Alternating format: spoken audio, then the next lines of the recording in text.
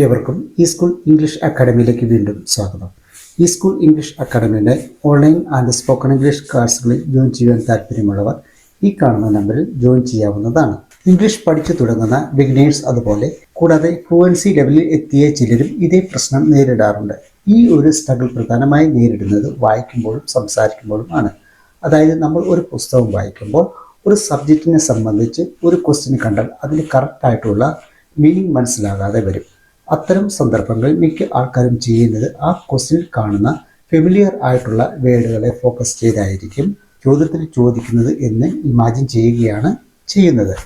കൂടാതെ ഒരാൾ നമ്മളോട് സംസാരിക്കുമ്പോൾ അല്ലെങ്കിൽ ഇംഗ്ലീഷിൽ ഒരു കാര്യം കേൾക്കുമ്പോൾ ഒരു സബ്ജക്റ്റിനെ ബേസ് ചെയ്ത് ചോദ്യങ്ങൾ ചോദിക്കുകയോ പറയുകയോ ചെയ്യാറുണ്ട്. ഇത്തരം അവസരങ്ങളിൽ നമുക്ക് ക്വസ്റ്റ്യനെ മനസ്സിലാക്കുവാൻ സാധിക്കുന്നില്ല എങ്കിൽ നമ്മളോട് ഒരാൾ പറയുന്ന കാര്യം അതേപോലെ കേൾക്കുന്ന ഒരു കാര്യം പൂർണ്ണമായും മനസ്സിലാക്കിയെടുക്കുവാൻ സാധിക്കാതെ വരും.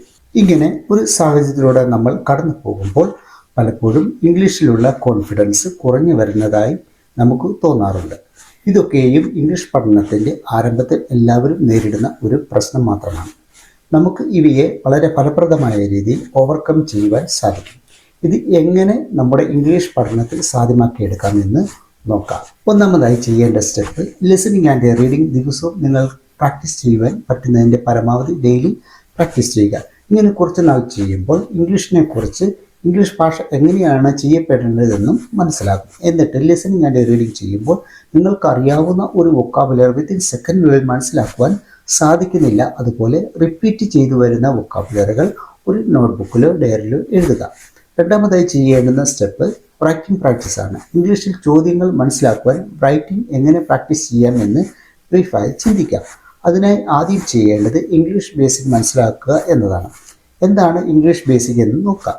ബേസിക് ഇംഗ്ലീഷ് എന്നതുകൊണ്ട് ഞാൻ ഉദ്ദേശിക്കുന്നത് ബേസിക് മുതൽ ഫ്ലുവൻസി വരെയുള്ള സ്റ്റഡി പീരീഡിൽ ഒരു പഠിതാവിനുണ്ടാകുന്ന എല്ലാ ഡൗട്ടുകളെയും അനലൈസ് ചെയ്ത് അവയെ നിങ്ങൾക്ക് വളരെ എളുപ്പത്തിൽ മനസ്സിലാക്കിയെടുക്കുവാൻ തയ്യാർ ചെയ്ത ഒരു സ്റ്റഡി മെത്തേഡാണ് ബേസിക് ഇംഗ്ലീഷ് എന്നതുകൊണ്ട് ഉദ്ദേശിക്കുന്നത്. ഈ ബേസിക് മനസ്സിലാക്കിയതിന് ശേഷം റൈറ്റിംഗ് പ്രാക്ടീസ് ചെയ്യുക. എങ്ങനെയാണ് റൈറ്റിംഗ് പ്രാക്ടീസ് ചെയ്യേണ്ടത്? Daily listening and reading practice ചെയ്യുമ്പോൾ നിങ്ങൾക്ക് അറിയാവുന്ന ധാരാളം വേർഡുകൾ കാണുവാൻ സാധിക്കും. നിങ്ങൾ ലിസണിങ് ആൻഡ് റീഡിംഗ് ചെയ്യുമ്പോൾ നിങ്ങൾക്കറിയാവുന്ന ഇംഗ്ലീഷ് വേർഡുകൾ 3 സെക്കൻഡിനുള്ളിൽ അല്ലെങ്കിൽ 10 സെക്കൻഡിനുള്ളിൽ ഓർത്തെടുക്കുവാൻ പറ്റുന്നില്ല എങ്കിൽ നിങ്ങൾ ആ വേർഡ് നിങ്ങൾക്ക് സ്പോണ്ടേനിയസായി മനസ്സിലാക്കുന്നത് വരെ പ്രാക്ടീസ് ചെയ്യുക. ഇങ്ങനെ നിങ്ങൾക്കറിയാവുന്ന വേർഡുകൾ ഉപയോഗിച്ചും കൂടാതെ താല്പര്യമുള്ള വൊക്കാബുലറികൾ റിപ്പീറ്റ് ചെയ്തു വരുന്ന വൊക്കാബുലറികൾ ഒരു ഡയറിയിലോ നോട്ട്ബുക്കിലോ എഴുതി വെച്ച് നിങ്ങളെ ബേസ് ചെയ്ത് അല്ലെങ്കിൽ നിങ്ങളുടെ സറൗണ്ടിനെ ചുറ്റിപ്പറ്റി സെൻറ്റൻസുകൾ നിർമ്മിക്കുവാൻ ശ്രമിക്കുക. ഇംഗ്ലീഷിൽ സെൻറ്റൻസുകൾ നിർമ്മിക്കുവാൻ ശ്രമിക്കുമ്പോൾ എപ്പോഴും സിമ്പിൾ സെൻറ്റൻസുകൾ നിർമ്മിച്ച് പ്രാക്ടീസ് ചെയ്യുവാൻ പരമാവധി ശ്രമിക്കുക. റൈറ്റിംഗ് പ്രാക്ടീസ് എന്നത് പവർഫുൾ ആയിട്ടുള്ള പ്രാക്ടീസ് മെത്തേഡാണ്. റൈറ്റിംഗ് പ്രാക്ടീസ് ചെയ്യുമ്പോൾ എഴുതുക മാത്രമല്ല ചെയ്യുന്നത്, നിങ്ങൾ എഴുതുന്നതിനോടൊപ്പം നിങ്ങൾ പറയുകയും ചെയ്യുന്നുണ്ട്. അതായത് ഒരേ സമയം 2 പ്രാക്ടീസുകൾ. ഇവ ചെയ്യുമ്പോൾ ഇത് നിങ്ങളുടെ മെമ്മറിയെ ബൂസ്റ്റ് ചെയ്യും. കൂടാതെ വേറെ പവർഫുൾ ആയിട്ടുള്ള മെത്തേഡും മെമ്മറി ബൂസ്റ്റ് സ്റ്റഡി കോൺസെൻട്രേഷൻ ചെയ്യാറുണ്ട്. ഇവയെപ്പറ്റി മറ്റൊരു വീഡിയോയിൽ പറയുന്നതായിരിക്കും. പറഞ്ഞു വന്നതിൻ്റെ സാരം നിങ്ങളങ്ങനെ പ്രാക്ടീസ് ചെയ്യുമ്പോൾ പിന്നീട് സ്പോണ്ടേനിയസായി ഉപയോഗിക്കുവാൻ സാധിക്കുകയും ചെയ്യും. റൈറ്റിംഗ് അറിയാത്തവർ ലിസണിങ് ആൻഡ് റീഡിംഗ് കൂടുതൽ പ്രാക്ടീസ് ചെയ്യുക. മൂന്നാമതായി ചെയ്യേണ്ടുന്ന സ്റ്റെപ്പ് ഡെയിലി ഗ്രാമർ പ്രാക്ടീസ് ചെയ്യുക എന്നതാണ്. ഗ്രാമർ പ്രാക്ടീസിനായി അരമണിക്കൂറോ അല്ലെങ്കിൽ 1 മണിക്കൂറോ വേർതിരിച്ച് പഠിക്കുന്നത് വളരെ ഫാസ്റ്റായി ഇംഗ്ലീഷ് പഠിക്കുന്നതിന് വളരെ ഹെൽപ്പ് ചെയ്യും. ഗ്രാമർ പ്രാക്ടീസ് ചെയ്യുമ്പോൾ ആദ്യം ബേസിക് ഇംഗ്ലീഷ് മനസ്സിലാക്കുക. അതിനുശേഷം 12 ടെൻസുകൾ പ്രാക്ടീസ് ചെയ്യുക. ഇവ പ്രാക്ടീസ് ചെയ്യുമ്പോൾ സാവധാനത്തിൽ പ്രാക്ടീസ് ചെയ്ത് തുടങ്ങി വളരെ ഫാസ്റ്റായി എഴുതിയും പറഞ്ഞും ശീലിക്കുവാൻ നന്നായി ശ്രമിക്കുക. 12 ടെൻസുകൾ നന്നായി മനസ്സിലായോ എന്ന് സ്വയം ടെസ്റ്റ് ചെയ്യുക. 12 ടെൻസുകൾ ഡിസോർഡർ, അതായത് ക്രമം തെറ്റി പ്രാക്ടീസ് ചെയ്യുക.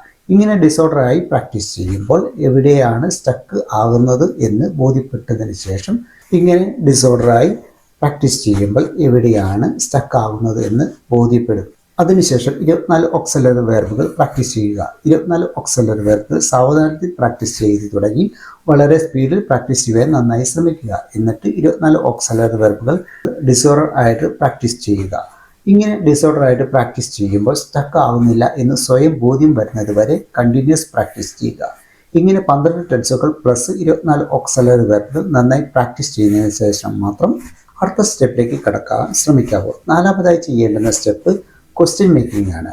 12 ടെൻസുകൾ പ്ലസ് 24 ഓക്സിലറി വെർബുകളിൽ നിന്നും ചോദ്യങ്ങൾ നിർമ്മിക്കുവാൻ പഠിക്കുക. ഇവയും സാവധാനത്തിൽ പ്രാക്ടീസ് ചെയ്തു തുടങ്ങി വളരെ ഫാസ്റ്റായി പ്രാക്ടീസ് ചെയ്യുവാൻ ശ്രമിക്കുക. അതിനുശേഷം ഡിസോർഡറിൽ ഇവ പ്രാക്ടീസ് ചെയ്യുക.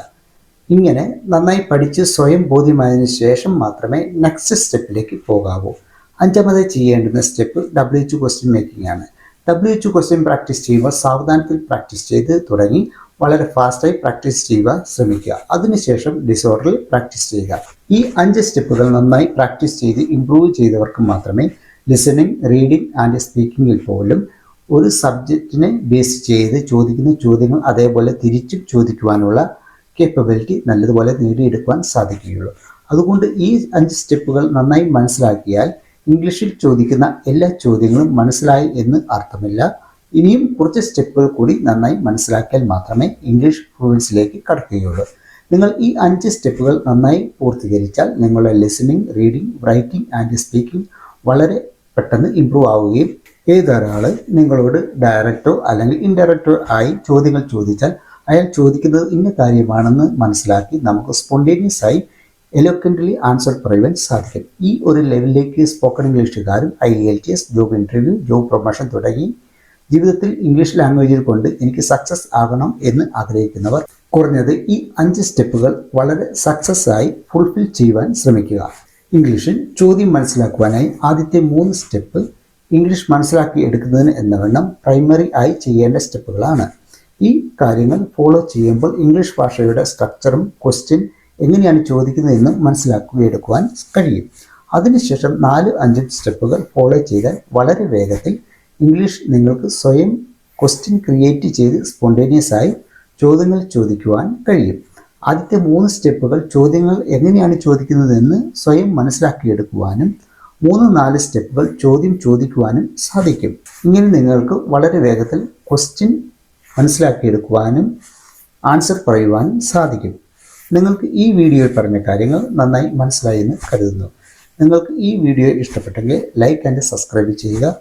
നിങ്ങളുടെ പരിചയത്തിലുള്ളവർക്കും കൂടെ ഈ വീഡിയോ ഷെയർ ചെയ്യുവാൻ മറന്നു പോകരുത്. നമുക്ക് മറ്റൊരു ഇൻഫോർമേറ്റീവ് വീഡിയോയുമായി വീണ്ടും കാണാം.